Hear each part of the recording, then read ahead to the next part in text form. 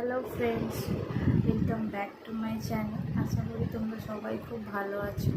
তো video thumbnail দেখেই বুঝে গেছো যে আমি কী টপিক নিয়ে আজকে আলোচনা করতে চলেছি। এটা খুবই একটা ইম্পর্টেন্ট আর উডবি মমেদের জন্য বিশেষ করে খুবই একটা ভ্যালুয়েবল একটা টপিক। তো মাই ওটি এক্সপিরিয়েন্স কী ছিল সেটাই তোমাদের সাথে আমি শেয়ার করবো। তো আমার ওটি হয়েছিল 2022 15 সেপ্টেম্বর, 2 বছর আগে। তো তখন আমি ইউটিউবে ভিডিও বানাতাম না, তো সেই জন্য সেখানে কোনো রকম পোস্ট বা কোনো ভিডিও আমি পোস্ট করিনি।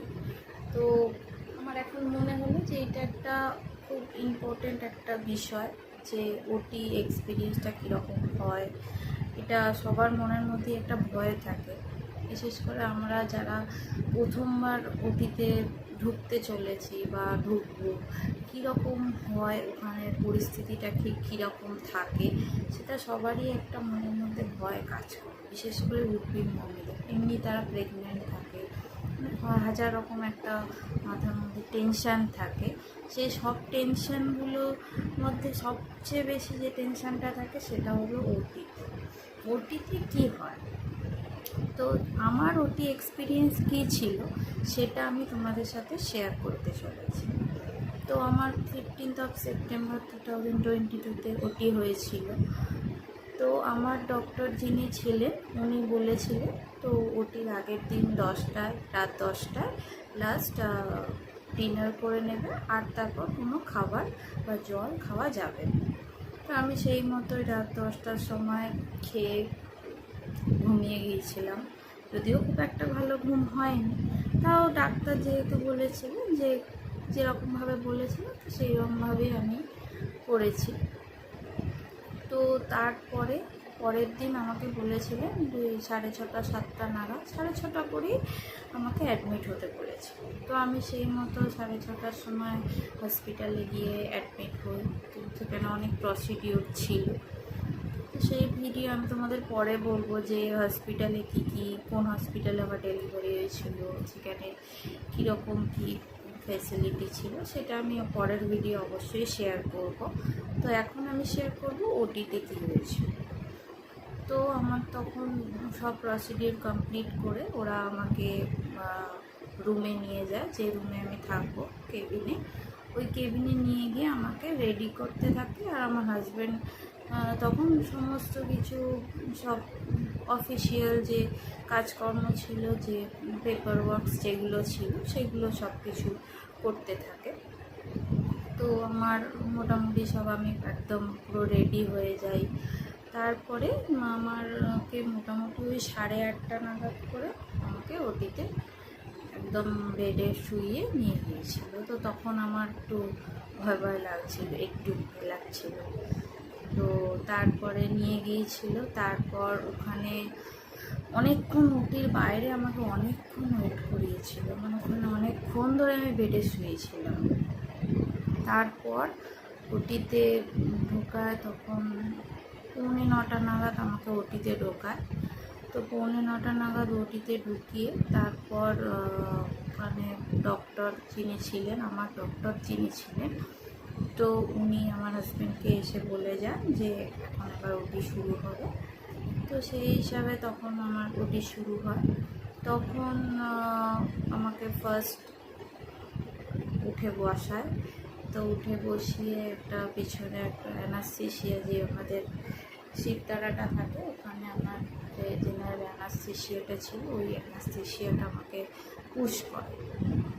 তো অ্যানাস্থেশিয়া পুশ করার পর আমার প্রথমে যে পাটা একটু হালকা ঝিনঝিন হবে, কিন্তু আমার ছিল, মানে বুঝতে পারছি যে কিছু একটা, মানে পায়ে চিমটি কাটলে বুঝতে পারছি যে হ্যাঁ, আমি যে তখনও বলছি হ্যাঁ আমি মানে আমি সেন্সে আছি।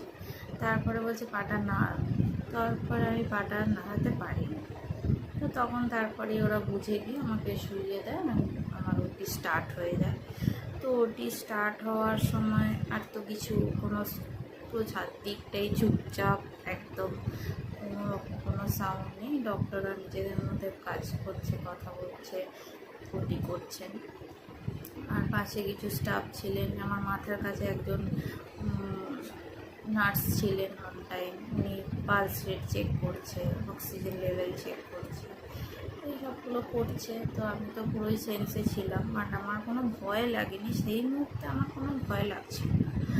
আমার তখন মনে হচ্ছিল বেবিকে কখন দেখতে পাবো, বেবির কান্না কখন শুনবো, তখন এইটাই আমার মাথায় ঘুরছিল। আমার তখন আর ভয় লাগেনি যে মানে আমার কে কী করছে, কে কতটা ব্লাড লস হচ্ছে, কাটছে, এইসব নিয়ে আমার কোনো ভয় তখন পর্যন্ত আসেনি।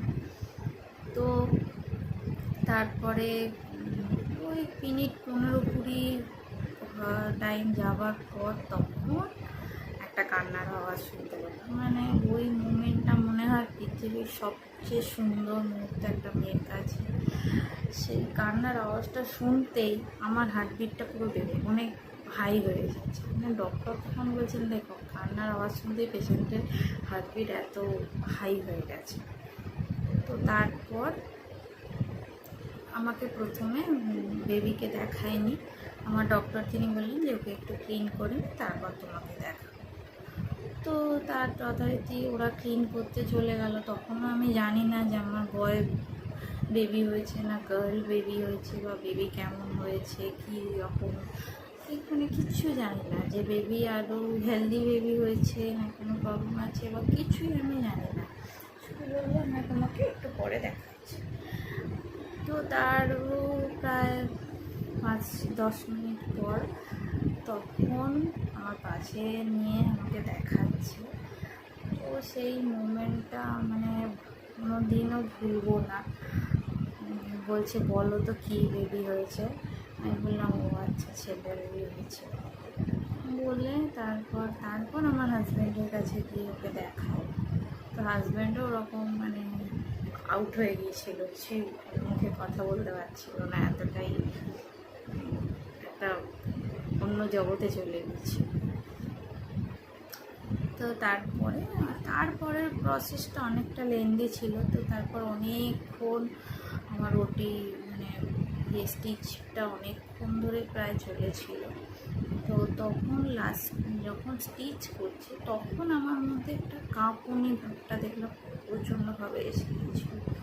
মানে দাঁতে দাঁত লেগে গেল, মানে শিশির করছিল, মানে সারা শরীর থরথর করে কাঁপছিল, মানে এসিটা নিতে পারছিলাম না। তখনটা খুব খুব ঠান্ডা লাগছিল, খুব একটা আনইজি ফিল হচ্ছিলো তখনটা একটু।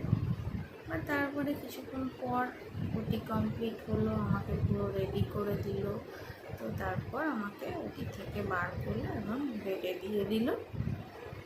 তো ততক্ষণ আমার তো কোনো ছিল না, আমার পুরোটাই অ্যানাস্থেসিয়া ছিল, কোনো ফিল করতে পারছিলাম না। তো আমি ফিল করতে পেরেছি রাত্রি যখন 10টা-11টা বাজে, প্রায় 10টার দিক থেকে আমি এবার আস্তে আস্তে ফিল করছি যে আমার ব্যথাটা এবার লাগছে। তো আমার প্রায় মানে মাঝরাত অবধি ভীষণভাবে ব্যথা করছিল, ভীষণভাবে কষ্ট পেয়েছি। তো পরের দিন সকালবেলা থেকে শরীরটা অনেকটা বেটার হয়ে গিয়েছিল। বাট ব্যথাটা ছিল, আর ওই লেভেলের ব্যথাটা ছিল না। ডক্টর বলেইছিল যে ব্যথাটা ওষুধ দিয়ে দিয়েছে, ব্যথাটা চলে যাবে। তো এই ছিল আমার ওটি এক্সপিরিয়েন্স আমার খুব একটা খারাপ কিছু ছিল না, একদম নর্মাল, একদম স্মুথ ছিল, কোনো রকম প্রবলেম আমার হয়নি বা কোনো ব্লাডও আমাকে দিতে হয়নি, একদম ঠিকঠাক ছিল। তো তোমাদের ভিডিওটা কেমন লাগলো, যদি তোমাদের আরও কিছু কোয়েশ্চেন থেকে থাকে ভিডিও সম্বন্ধে, যে কেমন কী আমার কী ছিল, কোন ব্যাপারে আমি কোনো ভয় পাচ্ছিলাম কি না, তো তোমরা অবশ্যই আমাকে কমেন্টস করো আর লাইক করো, একটু চ্যানেলটাকে সাবস্ক্রাইব করো।